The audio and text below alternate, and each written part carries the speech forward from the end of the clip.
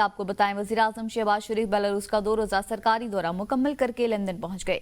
Belarus के वज़ीर-ए-आज़म वज़ीर ख़ारजा ने मस्क एयरपोर्ट पर शहबाज शरीफ को अलविदा किया। पाकिस्तानी सफारत खाने के अफसरान भी इस मौका पर मौजूद थे। वज़ीर-ए-आज़म शहबाज शरीफ के दौरे के मौका पर दिफा और तिजारत समेत मुख्तलिफ शोबाजात में ताउन के मुआहदे और मुफाहमती यादाश्तों का तबादला हुआ। पाकिस्तान और बेलारूस पोस्ट के दरमियान पोस्टल आइटम्स के तबादले और बेलारूस के ईवान सनअत तिजारत और ट्रेड डेवलपमेंट अथॉरिटी पाकिस्तान के दरमियान ताउन का मुआहदा भी हुआ। बेलारूस और पाकिस्तान के दरमियान फौजी तकनीकी ताउन से मुतलिक 2025 से 2027 का रोड मैप तय पा गया। वज़ीर आला पंजाब मरियम नवाज शरीफ के डिप्लोमेसी फोरम 2025 के तहत मुनक़दा बैनुल-अक़वामी कॉन्फ्रेंस में शिरकत। तुर्किया के सदर रजब तैयब अर्दवान ने कॉन्फ्रेंस में शरीक मेहमानों का खैर मकदम किया। वज़ीर आला मरियम नवाज शरीफ कल कॉन्फ्रेंस से खिताब भी करेंगी। डिप्लोमेसी कॉन्फ्रेंस का उन्वान तकसीम दुनिया में मुस्तकबिल की तामीर, तालीम तब्दीली लाने की एक ताकत रखा गया। वज़ीर आला पंजाब मरियम नवाज सुबह पंजाब में तालीम के फ़रोग के लिए अपनी हुकूमत के इक़दामात और अपनी जमात के मंशूर पर रोशनी डालेंगी। वज़ीर आला पंजाब मरियम नवाज शरीफ तुर्किया के दौरे पर अनातालिया पहुंची, जहां अनातालिया के डिप्टी गवर्नर ने आला हुकाम के हमरा वज़ीर आला मरियम नवाज शरीफ का इस्तकबाल किया। तुर्किया की खातून अव्वल मोहतरमा अमीन एर्दोआन की भी दावत पर वज़ीर आला पंजाब मरियम नवाज तुर्किया का दौरा कर रही हैं। वज़ीर आला पंजाब ने इस्तकबाल के लिए आमद और मेहमान नवाजी पर तुर्किया की हुकूमत और क़यादत का शुक्रिया अदा किया।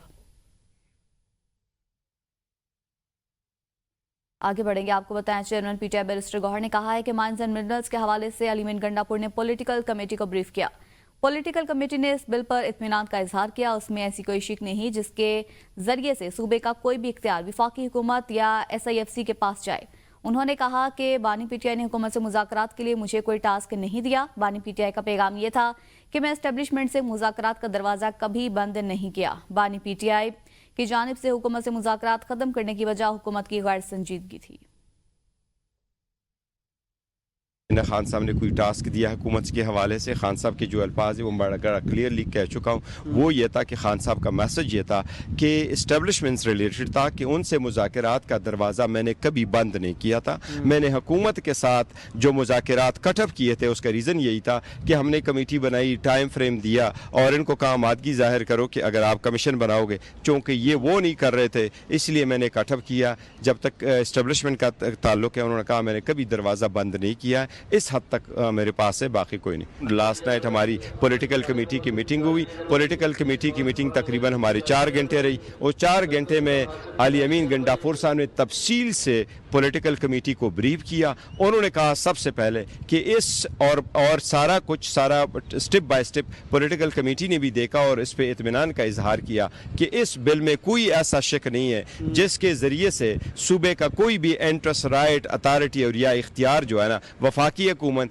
या SIFC को दी जाएगी। सेनेटर आजम सवाती ने कहा है कि जिस मुल्क में इंसानी हुकूक मुअत्तल हो वो तरक्की नहीं कर सकता। KP और बलूचिस्तान में हालात बहुत खराब हैं। हर घर में बंकर बन चुका है। हमें इन हालात में पाकिस्तान के बारे में सोचना है। बानी पीटीआई पाकिस्तान की सोच है जिसे कोई माइनस नहीं कर सकता। बानी पीटीआई लोगों के दिलों में है और बच्चा बच्चा उनसे प्यार करता है। उन्होंने कहा कि वो साबिक सदर डॉक्टर आरिफ अलवी का इंतजार कर रहे हैं। अली अमीन गंडापुर अब भी मुतहरिक है। अल्लाह ताला ने इसीलिए पाकिस्तान का बच्चा बच्चा उसकी इज़्ज़त करता है और मोहब्बत करता है। डॉक्टर अलवी का इंतज़ार कर रहा हूँ जिसके साथ मेरा पूरा कांटेक्ट है। 2022 की बात थी, लेकिन मैं अप्रिशिएट करता हूँ उन तमाम लोगों का जो अमेरिका के अंदर काम कर रहे हैं। अली अमीन खान अब भी मुतहरक है। जो भी तगोदो कर रहे हैं कि दूरियाँ, नफ़रतें ख़त्म हों, मैं उनको अप्रिशिएट करता हूँ। खैबर पख्तूनख्वा असम्बली में ज़ेर बहस माइंस एंड मिनरल्स बिल पर पीटीआई की सियासी कमेटी का इजलास। वज़ीर आला अली अमीन गंडापुर ने बिल के तमाम अहम नुकात पर जामे और मुफस्सिल वजाहत पेश की। तर्जमान पीटीआई शेख वकास अकरम का कहना है कि वज़ीर आला अली अमीन गंडापुर ने बिल के तमाम अहम नुकात पर जामे और मुफस्सिल वजाहत पेश की। बिल की मंजूरी से कबल दीगर पार्लिमानी जमातों से मुशावरत जारी रहेगी। शेख वकास ने कहा कि बिल बानी पीटीआई के एजेंडे, मंशूर बयानी और अवामी उमंगों के ऐन मुताबिक होगा। बानी पीटीआई से मुशावरत और इत्तेमाद मिलने के बाद ही असम्बली से बिल मंजूर करवाया जाएगा। बानी से मुलाकात की तफसीलात या हिदायत पर मीडिया से बातचीत करने से सख्ती से मना कर दिया। शेख वकास अकरम का कहना था कि पार्टी अहदेदार एक दूसरे के खिलाफ बयानबाजी से गुरेज करें। खिलाफ वर्जी पर शोकोस नोटिस जारी होगा। वज़ीर खजाना मोहम्मद औरंगजेब ने बजट में तनख्वाहदार तबके को रिलीफ देने की नवीद सुना दी। कहते हैं तनख्वाहदार तबके को दी जाने वाली रिलीफ की तफसीलात अभी मीडिया को नहीं बता सकते। रिलीफ की तफसीलात IMF के पास लेकर जाएंगे। वजीर खजाना मोहम्मद औरंगजेब ने कहा कि बजट साजी के लिए सरकारी और निजी शोबे से 98% तजावीज़ मौसूल हो गई हैं। 1 जुलाई को बजट हतमी शक्ल में नाफिज हो जाएगा। 1 जुलाई के बाद बजट में कोई तब्दीली नहीं होगी। पुरुमीद है कि IMF एग्जीक्यूटिव बोर्ड मई में स्टाफ लेवल मुआहदे की मंजूरी देगा। वजीर खजाना मोहम्मद औरंगजेब ने मजीद कहा कि जुलाई या इससे पहले बिजली के बिल्स में मजीद कमी करने पर काम जारी है। बैरून मुल्क से करोड़ों रुपए मालियत की बास्किन रॉबिन आइसक्रीम इंपोर्ट करने की आड़ में कौमी खजाने को करोड़ों रुपए का नुकसान। मुलजिमान गिरफ्तारी के खौफ से अदालत पहुंच गए। FIA ने कस्टम रिपोर्ट कासी में तैनात अप्रेजर इमदाद अली HG फ्लेवर के हारिस मुस्तफ़ा जिब्रान मुस्तफ़ा मालिक इंटरलिंक कॉरपोरेशन के साबिर अली आबिद रियाज भट्टी के खिलाफ मुकदमा दर्ज किया था कि मुलजिमान अमेरिका से बास्किन रॉबिन आइसक्रीम इंपोर्ट करते रहे और मज़कूरा अफसरान से मिली भगत करके कौमी खजाने को करोड़ों का नुकसान पहुंचाया। मुलजिमान अंडर इनवॉइस की बुनियाद पर कौमी खजाने को नुकसान पहुंचाते रहे और मनी लॉन्ड्रिंग में भी मुलविस रहे। FIA ने मुकदमा दर्ज करके मुलजिमान की गिरफ्तारी के लिए छापे मारने शुरू कर दिए। गिरफ्तारी के खौफ से मुलजिमान स्पेशल जज सेंट्रल इस्लामाबाद की अदालत पहुंच गए। अबूरी जमानत भी करवा ली। FIA भी अदालत पहुंच गई।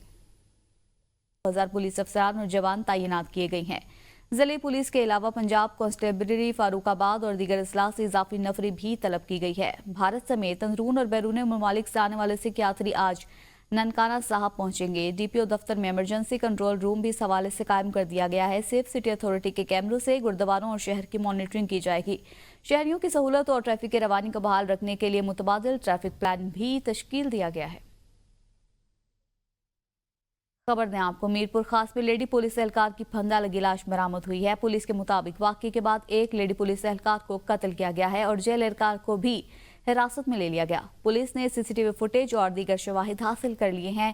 पुलिस का बताना है कि 2023 में लेडी एहलकार ने जेल एहलकार के खिलाफ हरासानी की तहरीर शिकायत की थी। तफसीलात इस रिपोर्ट में देखिए। मीरपुर खास की सेंट्रल जेल के क्वार्टर में एक रोज कबल लेडी पुलिस एहलकार महविश जरबार की फंदा लगी लाश बरामद हुई। इब्तदाई पोस्टमार्टम रिपोर्ट में इंकशाफ हुआ कि महविश के जिस्म पर तशद्दुद के निशानात मौजूद हैं। वाकये के बाद पुलिस ने फौरी कार्रवाई करते हुए जेल एहलकार यूसुफ खोसो और मकतूला के शौहर गुलाम मोहम्मद को हिरासत में ले लिया। SSP समीर नूर चन्ना के मुताबिक इब्तदाई तफ्तीश से पता चलता है कि यह कत्ल है और हमने जेल पुलिस एहलकार को हिरासत में लेकर तफ्तीश शुरू कर दी। एलिगेशन महविश जो फोती औरत है, इसकी फैमिली ने लगाया कि मोहम्मद यूसुफ खोसो पुलिस कांस्टेबल है जो कि जेल खाना जात में ही तैनात है, उसने उसको मर्डर किया। दूसरी जानिब मकतूला की वालिदा यास्मीन जरबार ने मीरपुर खास प्रेस क्लब में प्रेस कॉन्फ्रेंस करते हुए इल्जाम आयद किया कि उनकी बेटी को यूसुफ खोसो और उनके साथियों ने मिलकर कत्ल किया। पुलिस ने मकतूला की वालिदा की मुद्दत में मुकदमा दर्ज करके तहकीकात का आगाज कर दिया है। PIA निजकारी मजीद ताखिर का शिकार हो गई। IMF को दी गई डेडलाइन के मुताबिक PIA की निजकारी ना हो सकी। जराये के मुताबिक IMF को जुलाई में PIA निजकारी की डेडलाइन दी गई थी। मुशीर निजकारी मोहम्मद अली का कहना है कि PIA की निजकारी जुलाई में नहीं हो सकेगी। PIA की निजकारी का मरहला दिसंबर तक मुकम्मल हो सकेगा। PIA के लिए एक्सप्रेशन ऑफ इंटरेस्ट रवा माह जारी करेंगे।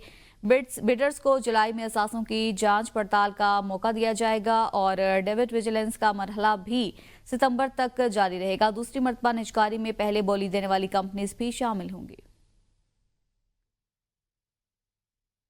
कराची में 9वीं 10वीं जमात के इम्तहानात का सिलसिला जारी है। इम्तहानी मराकज़ में सहूलियात का फुकदान है। लोड शेडिंग भी बड़ा मसला बन चुकी है। तलबा गर्मी में इम्तहान देने में मसरूफ हैं। आबिदा खान की रिपोर्ट देखिए।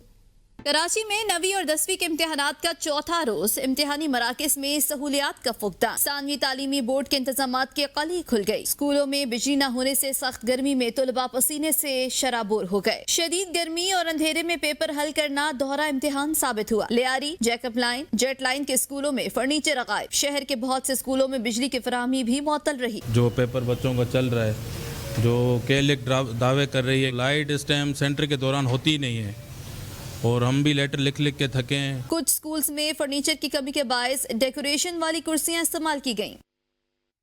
तो पाकिस्तान में हर साल की तरह इस साल भी बच्चों का नया तालीमी साल शुरू होने के साथ ही वालिदैन की मुश्किलात में इजाफा। मुल्क में बढ़ती महंगाई, स्कूल के बच्चों की किताबों की कीमतें आसमान से बातें करने लगी। वालिदैन का कहना है कि बच्चों के तालीम दिलवाना अब एक ख्वाब बनकर रह गया है। रावलपिंडी से आदिल अशरफ की ये रिपोर्ट देखिए। बच्चों का तालीमी निसाब खरीदने निकले कई वालिदैन महंगाई के बायस अपनी बेबसी का रोना रोने लगे। कहते हैं एक तरफ हर साल प्राइवेट स्कूल इंतजामिया अपनी मनमर्जी के रेट पर कापियां फरोख्त करती है तो दूसरी तरफ मार्केट्स में कापी किताबों की बढ़ती कीमतों की सूरत हाल भी कुछ कम नहीं। रियासत बच्चों को मुफ्त तालीम देने के वादे को तो पूरा न कर सकी, कम से कम बच्चों की स्कूल की अशिया में कुछ रिलीफ फराम करें ताकि वह बच्चों को मेयारी और अच्छी तालीम दिलवा सकें। किताबें जो हैं ये स्कूलों में महंगी मिल रही हैं और ख़रीदी नहीं जा रही हैं। ये हमारे गरीब लोगों का बहुत मुश्किल है। स्कूल जो प्राइवेट हैं एक तो फ़ीसों की बहुत ज़्यादा है और फ़ीसों के साथ साथ उनकी किताबें जो हैं उनका बहुत ज़्यादा रेट है और फिर ऊपर से वालिदैन को पाबंद किया जाता है कि आपने कापियाँ भी हमसे लेनी है, बच्चों की वर्दी भी हमसे लेनी है, उनका मोनोग्राम जो है उस हिसाब से लेनी है। वालिदैन का शिकवा है कि हर साल हुकूमत वक्त इस मसले पर तवज्जो देने और हल करने के लिए संजीदा दिखाई नहीं देती। हुकूमत को चाहिए कापी किताबों की कीमतों पर नजरसानी करे और उनकी कीमतों को कम करे ताकि आम आदमी के लिए अपने बच्चों को तालीम जैसे जेवर से आरास्ता करना मुमकिन हो सके। कैमरामैन फैसल खान के साथ अदील अशरफ, एबीएन न्यूज, रावलपिंडी। अमरीकी महकमे दिफा ने बचत के लिए अरबों डॉलर्स के मुआहदे खत्म कर दिए। पीट हेग्जियत ने दस्तखत कर दिए। पीट हेग्जियत ने महकमे दिफा में 5.1 अरब डॉलर के 15 मुआहदों को फजूल खर्ची करार देकर फौरी तौर पर मनसूख कर दिया। इन कॉन्ट्रैक्ट्स में defence, health agency, air force, navy और तहकीकाती इदारे डारपा के मुख्तलिफ प्रोजेक्ट्स भी शामिल हैं। इन इकदाम के नतीजे में 4 अरब डॉलर की बचत होगी जो दिफाई तरजीहात के लिए इस्तेमाल होगी। वज़ीर दिफा ने माहौलियाती तब्दीली, कोविड-19 रिस्पॉन्स समेत 11 मुशावरती मुआहदे भी खत्म कर दिए। न्यूज़ बुलेटिन से अब तक के लिए इतना ही। कुछ देर बाद हाजिर होंगे हेडलाइंस के साथ। देखते रहिए एबीएन न्यूज़।